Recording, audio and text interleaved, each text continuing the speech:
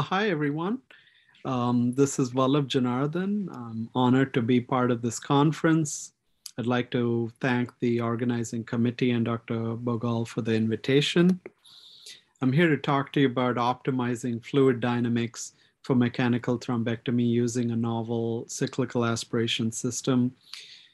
My talk is going to be in three broad parts. One is to understand the hydromechanical forces in play, the current challenges and limitations to advancing catheter size, and how do we optimize fluid dynamics and leverage the viscoelastic properties of clots using cyclical aspiration.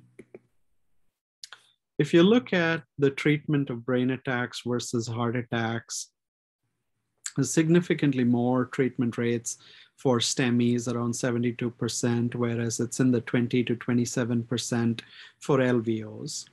And if you look at reperfusion rates, they are north of 95% for TIMI-3 flow in the STEMIs patients. And based on a recent meta-analysis of stent retrievers, uniform aspiration, and combination use, they are around 28%. TC2C3 on first pass for brain attacks and LVOs. If you look at the clot and the blood vessel wall interaction and what are the hydromechanical opposing forces in play, you've got two broad forces. One is represented by the larger green arrow, which is the force of suction or the operator retrieval force. This denotes the device clot interaction. And then you have an opposing force in the opposite direction called the force of friction, shown by this red arrow, which denotes the clot endothelium or clot vessel wall interaction. Now, if the force of suction is greater than the force of friction, we have a successful thrombectomy. If you look at treatment of peripheral thrombus, it's a large population of patients have pulmonary embolism, deep venous thrombosis, arterial thrombosis. Around 90% are on the venous side.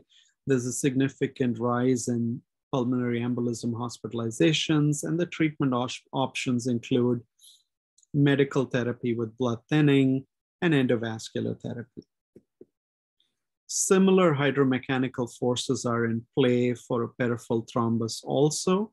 And if you look at what are the keys to improving the suction force for a successful thrombectomy, we know that force is equal to pressure multiplied by cross-sectional area. So the force of suction is directly proportional to the suction pressure and the catheter lumen cross-sectional area. In other words, you can improve the suction force by varying the suction pressure or varying the luminal ID. If you look at this equation on the top, and if you look at the right part of the equation, which is the cross-sectional area of the catheter luminal diameter, what we find is if you leverage that part of the equation, there is increasing complete clot ingestion proportional to the rising catheter lumen diameter when you use uniform aspiration. However, there are challenges and concerns as you keep increasing the diameter, outer and inner diameters of catheters with these superbore catheters, because there is a safety concern on the blood vessel wall as vessel diameters are not increasing commensurate with the catheter size. There's trackability concerns with high failure rate in reaching target vessels. There's also increased blood loss, especially in the peripheral vasculature, requiring reinfusion of blood. And there's efficacy concerns using suboptimal vacuum source. So if we want to move to the other part of the equation, this is something that would allow us to optimize fluid dynamics using cyclical aspiration and leverage medium or large bore catheters and still achieve an optimal suction force. And there's growing evidence for that. What are the current challenges and limitations to advancing catheter size? So if you look at these concerns, they're broadly classified into one, which are safety concerns. There are limitations to varying the OD and ID of catheters because there's a finite vessel diameter that isn't going to increase. So if you look at the green arrows, they represent medium bore catheters ranging from for the distal large vessel occlusions up to the early 060s. If you look at the orange arrows, they represent the large bore catheters for proximal LVOs, and they range in the 060s and 070s. And then you've got super bore catheters, which are in the 088 range. Now, if you look at the vessel diameters of the target vessels, for example, with proximal LVOs, and if you look at the M1 segment of the middle cerebral artery, it ranges somewhere between 2.25 to 3 millimeters in diameter. So if you had to introduce a catheter into this blood vessel, it should ideally be less than the lowest range of the diameter of the blood vessel. Otherwise, you stand at risk of being oversized to the vessel, and advancing it inside the vessel could create shearing and endothelial damage and vessel wall damage. If you look at distal LVOs, they can even go down to 2 millimeters and further beyond, even further down. So if a catheter has to be developed for the proximal or distal M2s, segments of the middle cerebral artery, ideally they should be less than 2 millimeters in diameter so that the safety concerns can be managed. If you look at examples of 5 French and 6 French catheters that are commercially available, they are within these safety ranges.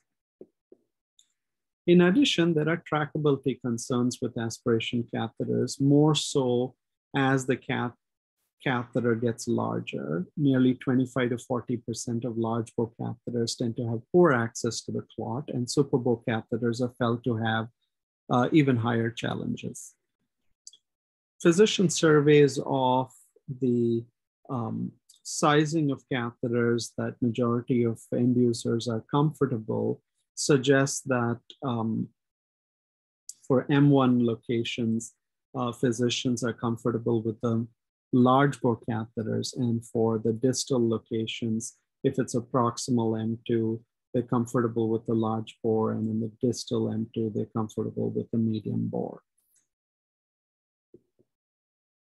Similar safety concerns also exist for the peripheral thrombus.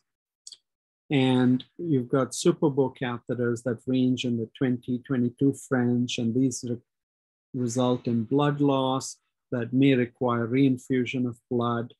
And then you've got large bore catheters in the 8 to 12 French range, and medium bore catheters in the 5 to 7 French range. There's also efficacy concerns wherein the TC3 first pass effect is still low in real world. And if you look at the bottom left graph, you see that the first pass effect is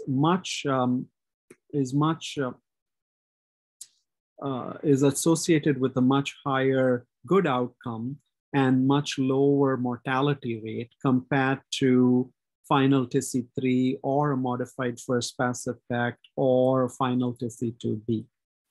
In addition, if you look at the real world registries and trials, the TC3 first pass rate ranges from 24 to 30%.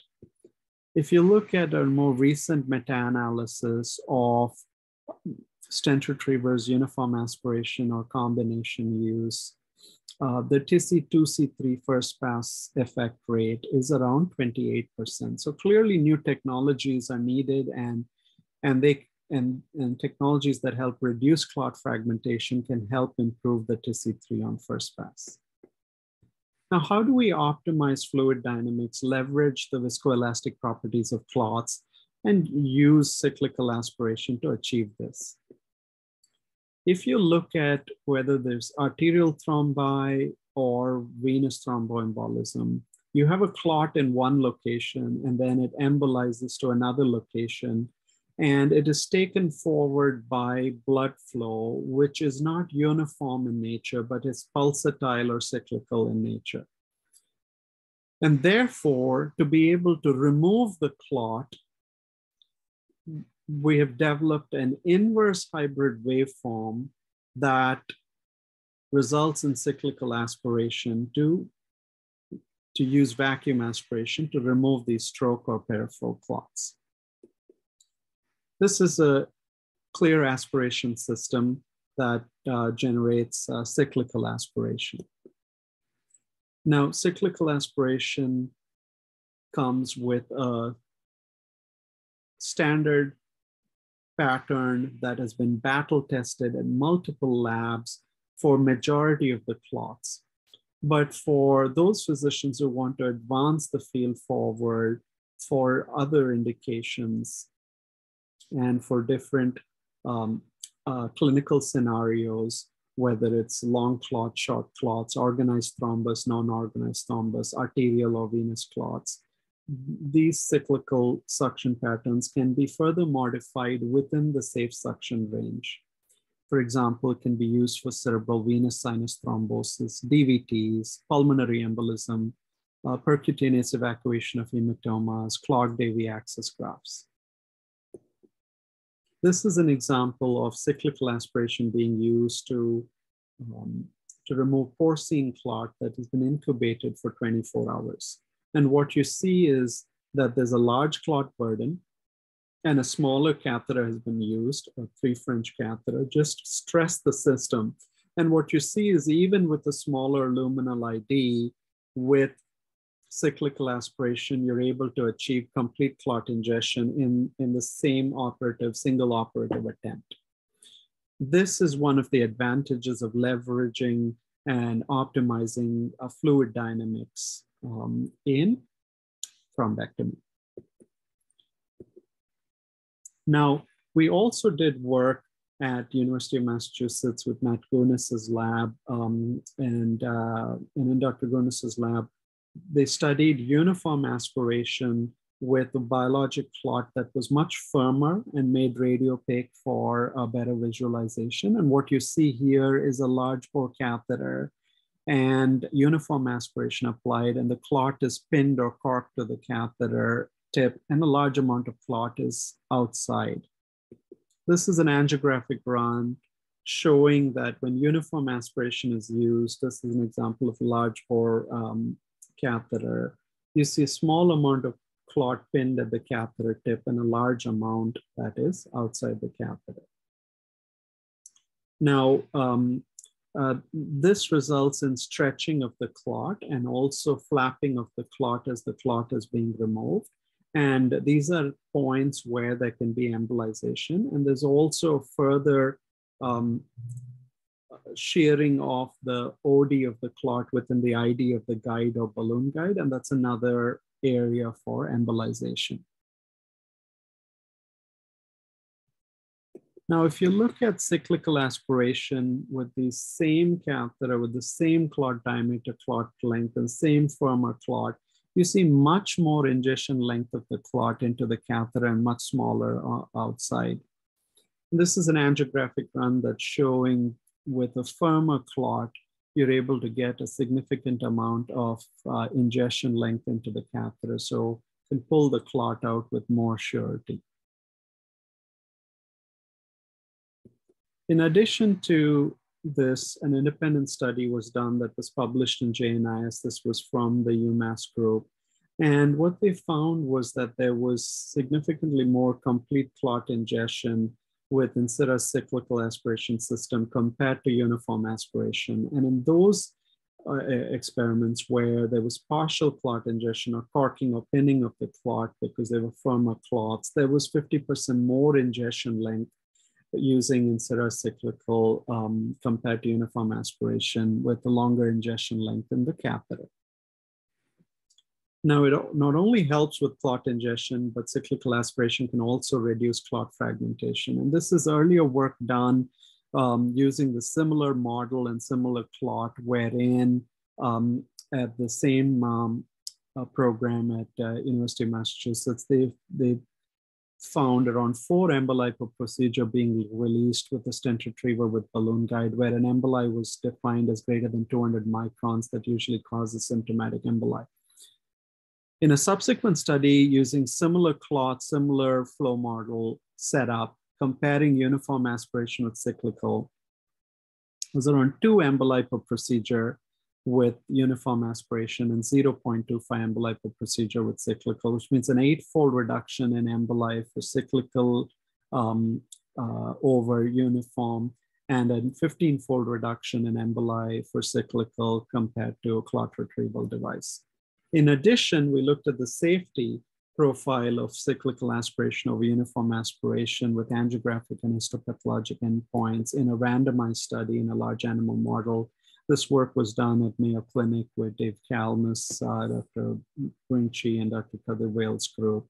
And what they found was on the top right, this is an angiogram of a rabbit model where you can see the iliac bifurcation and the common femorals and the superficial femorals. And within the red circle, you see significant persistent spasm when uniform aspiration is used. And in the bottom, below the green circle, you see with cyclical aspiration, there's milder spasm at the end of the procedure. And this was presented at the SVIN conference to show a 43.5% reduction in favor of cyclical aspiration compared to uniform aspiration at the end of the procedure. After European approval, we followed patients in the CLEAR-1 registry in Eastern Europe. Dr. Vlad Kalusek led that effort in the neurointerventional arena. Dr. Luca Novosel heads the peripheral intervention group, and Dr. Brana Mucciolo does both neuro and peripheral. We studied 40 patients, 38 underwent stroke intervention, and 2 underwent peripheral intervention, including pulmonary embolism and peripheral arterial disease. Standard inclusion-exclusion criteria were used. Mothership and transfer patients were included, and early and late time window patients were taken. Standard efficacy measures were used. In addition, first pass effect was studied. Patients with clots in the proximal and distal LVOs, anterior and posterior circulation were included as a real-world registry, and patients were treated even up to 96 years of age with a higher average age compared to other stroke registries and trials. Around a third presented in the late time window, around little more than half were transfer patients. Cyclical aspiration was done using a non-contact to contact aspiration PACE technique. This is an example of a patient with a carotid occlusion that was completely revascularized. This is another patient with an M1 occlusion that was completely revascularized. This is a patient with an M2 occlusion that had partial ingestion of the clot and had a TC3 on first pass using a medium bore catheter. And this is a patient with a mid-basilar occlusion that was completely reperfused using a large bore catheter and cyclical aspiration. If you look at all of the data from the registries and trials done so far, the NASA registry, the TRACK registry, ARISE2, ASTER, or ETIS, the TC2C3 first pass rate is somewhere between 24 to 30%. And in the CLEAR-1 registry, the TC3 first pass effect rate was 68.4%, and the TC2C3 first pass effect was 76.3%. If you look at final reperfusion, the final TC3 score was 83% in the Score Lab adjudicated study. And and here in this graph, the comparators with other trials showing final TC3 or final TC2B are shown. In addition, we used a color-coded scoring system that was initially conceived by Dr. Jens Feiler that was further adapted. And you can see red and orange signifies poor angiographic outcome. This is a score that includes the reperfusion and the number of attempts. Yellow signifies partial success, and green signifies success. And you can see, compared to other comparative trials and registries, Hermes, NASA, and ARISE, there is more green in the CLEAR-1 registry. There's also good early neurologic improvement, both mild, moderate, and dramatic compared to other studies. And if you look at good outcomes and mortality, the first trial with natural history of large vessel occlusion showed around 40% mortality and only 20% good outcome. And the rest of the device registries and trials have shown north of 40% to 67% good outcome, with mortalities ranging from 9 to 30%. In the CLEAR-1 registry, there was 84% good outcome with less than 10% mortality. This is the modified Rankin distribution. Light blue is good outcome and dark blue is poor outcome. You can see the spread of cyclical aspiration compared to uniform and stent retrievers. There's also a shifting trend towards aspiration for peripheral thrombectomy after the ATTRACT trial. Manual syringe aspiration has also been shown to increase the risk for clot fragmentation. The CLEAR aspiration system was used for peripheral vascular indications. There was one patient with bilateral PEs that was treated with a large bore catheter, and an arterial thrombus, aortic thrombus, in one patient was treated with a large bore catheter using cyclical aspiration. And you see here in the patient with pulmonary embolism, you see a paucity of perfusion in the right pulmonary vessels and good reperfusion after cyclical aspiration. And similarly, in the same patient, there's an opacity in the left main pulmonary main trunk, and you see good reperfusion after cyclical aspiration. And that's the 3-centimeter clot that was removed. So summarizing, cyclical vacuum aspiration